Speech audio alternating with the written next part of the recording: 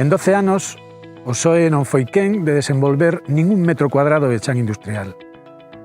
A última superficie industrial que se xerou no Concello das Pontes foi no ano 2006 por parte do Goberno Municipal do BNG, no que se conocía ou no que se conoce como a ampliación do polígono dos Airíos na que estamos agora mesmo. Se hoxe viñera un proxecto industrial para as Pontes a crear emprego, non teríamos onde ubicalo.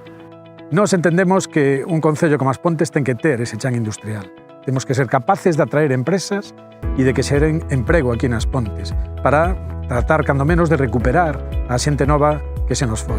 Teríamos que ter medidas urxentes a corto plazo.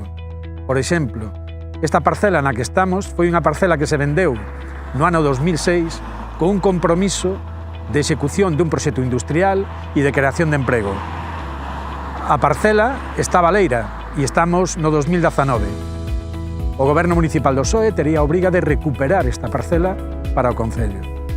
Eso sería unha medida a curto prazo, como serían tamén a recuperación daquelas naves industriais que hoxe están en mans de especuladores e dos bancos, que entraron en concursos de acreedores e donde o Concello non foi quen nin de presentarse ás propias subastas nin de exercer tampouco os seus dereitos.